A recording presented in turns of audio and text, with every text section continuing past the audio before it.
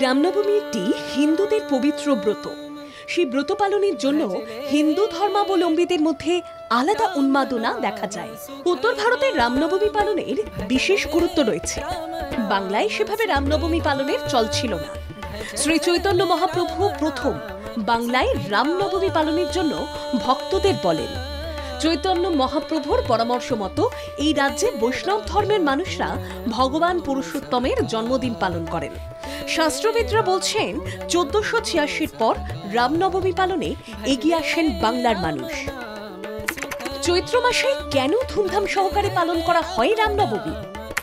রামনবমীতে রামচন্দ্রের জন্মদিন পালন করা হয়। রাজা দশরথ রানী কৌশল্যার ঘরে জন্ম নেন রামচন্দ্র। বিশ্বাস করা হয় ভগবান বিষ্ণুর সপ্তম অবতার হলেন রামচন্দ্র। ভজন ভক্তিগীতের মাধ্যমে ভগবানের কৃপা প্রার্থনা করা হয়। কেউ কেউ উপবাস করে রামনবমীর ব্রত পালন করে ভক্ত সমাজ।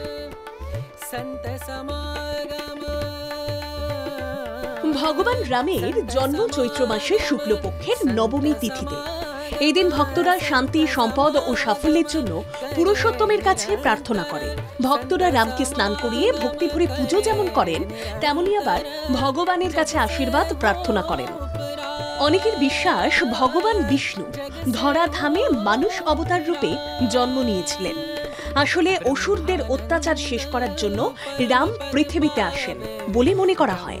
লঙ্কার রাজা রাবণকে শাস্তি দেওয়ার জন্যই বিষ্ণুর এই মর্তে আগমন বলেও অনেকের অভিমত। তাই রামনবমীর মতো পবিত্র অনুষ্ঠানকে কেন্দ্র করে বাংলাতেও বিশেষ ধুমধাম দেখা যাচ্ছে। ঈশ্বরের আশীর্বাদ পাওয়ার আশায় রাজ্যের ভক্তরাও ভগবানের প্রার্থনায় মগ্ন থাকেন এই চৈত্রের অনুষ্ঠানে। ব্যুরো রিপোর্ট, বাংলা জাগো।